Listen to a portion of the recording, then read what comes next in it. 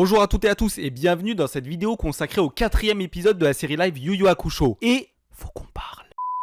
Donc l'épisode démarre avec la team Uramechi à bord d'un paquebot qui se dirige vers le repère de Sakiyo. Et Yuzuke apprend que pour sortir Keiko de ce merdier, il va devoir vaincre un certain yokai et que des Richards vont pouvoir parier sur le vainqueur. Et là, t'as Yae qui balance: c'est pas normal que des humains fassent ça. Alors, que je t'explique copain. Sache qu'un être humain peut faire preuve d'une hostilité étonnante à l'égard de son prochain, surtout avec une imagination bien débordante. Mais je te parle du truc qui dégouline, tu t'en fous plein les doigts. Donc, rassure-toi, en termes de saloperie, jusqu'à présent, l'homme a largement fait ses preuves et en s'accordant même une marge de progression. Non, je vais te dire franchement, l'être humain a un bel avenir devant lui. Voilà, c'est pas... De son côté, Sakiyo tue le temps en faisant des paris avec Vito. Bon, elle commence tout doux avec le jeu pile ou face pour ensuite passer aux choses sérieuses, la roulette russe. Maintenant, on va jouer à autre chose.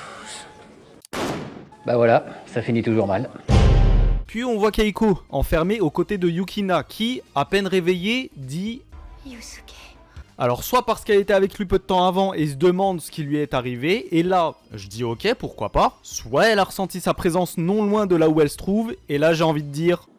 Merde. À peine arrivé sur les terres de Sakiyo, Yae fait cavaler seul, tandis que l'interprète de Kuwabara nous montre qu'il a bien bossé son personnage, mais qu'il a oublié de décocher la case exagération. A son tour, Kurama se sépare du groupe pour affronter Karasu, et Yae, lui, doit se farcir Bui. Encore une fois, rien à dire au niveau des combats, une mise en scène et une chorégraphie aux petits oignons. J'ai notamment bien aimé le passage où on suit Kurama en train de fuir les explosifs de Karasu, mais on reviendra sur ces séquences de combat plus en détail en fin de vidéo. Pendant ce temps, Keiko fait usage de ses talents d'actrice pour attirer l'attention d'un des gardes et utiliser contre lui une technique de lutte que Yuzuke lui avait appris. Alors, autant tu tombes sur une fille de 20 kilos, tu pourrais à juste titre te demander si elle serait capable de coucher un gars qui fait 3 fois son poids, autant là, Keiko est représenté comme quelqu'un qui a du caractère et qui est connu pour être ceinture noire de baffe de cow-boy à l'encontre de la surface faciale de Yuzuke.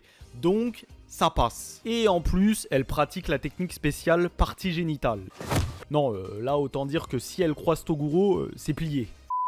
Puis, après s'être libérés de leurs cellules, Keiko et sa nouvelle camarade Yukina tentent de s'échapper et tombent sur Kuwabara, qui déclare indirectement ses sentiments au yokai, en lui assurant qu'il va la sortir de là. Par contre, rien à branler de Keiko. Quelque part t'as envie de sortir, bah tu te démerdes. Bon, après, Kuwabara s'est quand même mangé la technique spéciale partie génitale de Keiko.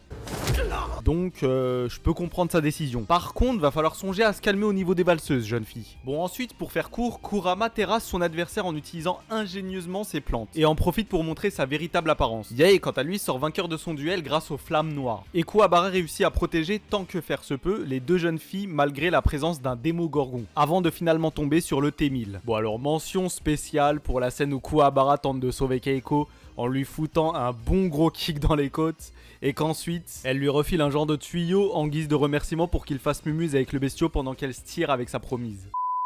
Yuzuke, lui, arrive enfin à destination, autrement dit, en plein milieu d'une arène dans laquelle il devra faire face au jeune frère Toguro. Et enfin, on a un larbin qui informe Sakiyo de l'accessibilité du vortex. Alors là, accrochez-vous, je vais vous emmener dans le monde de la subtilité, dans le domaine du méchant pas gentil qui se marre de manière diaboliquement démoniaque. Bon voyage.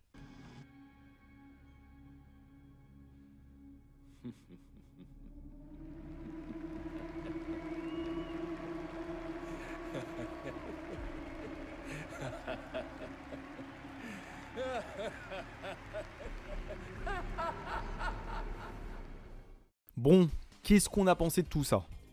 Honnêtement, durant cet épisode, même s'il y a eu parfois des soucis de rythme et des effets numériques qui m'ont légèrement dérangé, ce serait mentir que de dire que je me suis ennuyé. J'ai passé un bon moment et je salue encore une fois l'énorme travail qu'il y a eu derrière cette série. Par contre, j'aimerais revenir sur le gros de cet épisode, autrement dit les combats. J'ai cru comprendre que pas mal de monde s'est plaint par rapport à ça. J'ai pas tous les détails exactement à ce sujet, mais selon moi, ils font certainement référence à deux problèmes. Alors, qui dit manga shonen dit généralement affrontement, que ce soit dans le domaine des arts martiaux ou encore des jeux en tout genre. Contrairement aux épisodes précédents, la majorité des événements tournent autour de duels, et je peux comprendre que ça puisse déranger certaines personnes. Mais après tout, c'est entre autres ce que nous vend l'œuvre originale. En plus d'assister à des alliances entre humains et démons, que ce soit pour atteindre un objectif commun ou encore sauver des êtres chers, la baston y a une énorme place. On pourrait donc, à la limite, reprocher à cet épisode d'avoir inséré trop de scènes de combat, qui se chevauche au détriment du reste, mais qui peut être justifié par un nombre d'épisodes assez limité et une intrigue qu'il faut faire avancer. On en arrive alors au second problème. Les combats traînent un peu trop en longueur, je pense surtout à celui entre Kurama et Karasu. Ça m'a pas forcément dérangé plus que ça, mais je dois avouer qu'il aurait pu être un peu plus condensé, tout en conservant la même intensité. Mais là encore, je pense que ces soucis sont le résultat d'un parti pris, à savoir celui de faire une série courte. Et comme, j'imagine, il prévoyait de consacrer le dernier épisode essentiellement à l'affrontement entre Yuzuke et le jeune Toguro, cet épisode 4 peut donner une impression de remplissage avant le grand final. Quoi qu'il en soit, je peux comprendre les personnes qui auraient rencontré ce genre de problème durant leur visionnage. Mais pour ma part, ces échantillons me confortent dans l'idée que, je le répète et j'insiste, je veux le tournoi des ténèbres en prise de vue réelle. Sans déconner, faites-le! Merci d'avoir regardé cette vidéo, n'hésitez pas à me dire en commentaire ce que vous avez pensé de cet épisode. Comme d'habitude, partagez, likez. Et en attendant la dernière review consacrée à la série Live Yu Yu Hakusho, je vous invite à vous rendre sur ma page Tipeee et découvrir tout plein d'exclus autour de mon manga The Last Fairy Allez, à très vite, ciao!